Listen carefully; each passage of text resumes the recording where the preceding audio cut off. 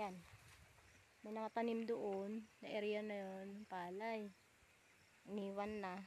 Kasi may sakit yung palay. Lugi ang harvester. Yun. Yan. Yun dito sa tabi ng malapit sa podium. Yan. Yan. Nililipat nila yung ano. Kinainan natin noon. Yan lang. Ang maganda dito, munggo. Munggo. Hanggang sa kabilang ilog. Tauhan lang to ni Rinold ni Bong.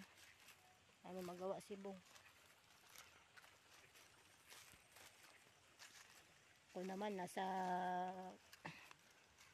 Kapitan Kuntalo. Hahaha. Yan. Yan yun.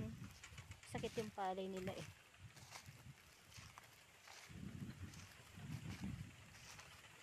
Ngayon akong saluyot.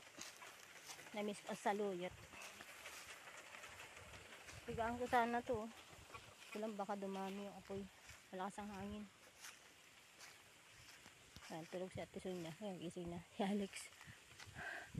Ayan sila sa duyan tsaka sa ano. Sariyot. Baba ng bubong. Oh. Tsura ng bubong. Papangit eh. Oh. Bayan. Ganda sana yun sa may taas. Ito naman nagpapangit yan. Yan. Ayan. Nataas ka sana to. Ganda yan. May terrace ka sa taas. Puan ka dito sa gilid. Yan, payan. Harvestin na natin yung palay. Yan. Sira naman yun eh. Ha? Burit. Harvester, na-harvest ko na nga yung ano dyan, oh, saluyot. La, sira na ito eh, oh. Ito na lang palay nila, tsaka yun. Yan. Wala, oh, may sakit yung palay, oh. May subo. Subo yung iba. Ayan, maitim, oh. Kaya siguro, inano na nila to. Hindi na nila binalikan, oh.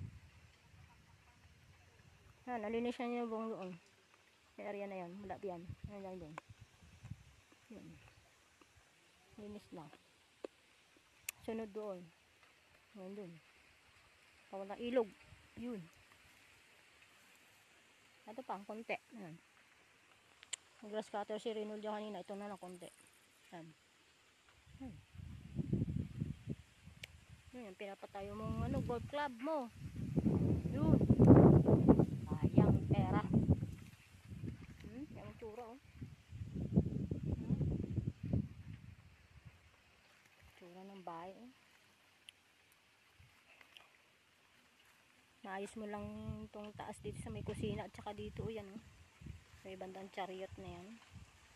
Ganda na yan. Yung bubungan. Dito sa harapan ulit sibi ng konti para hindi ano.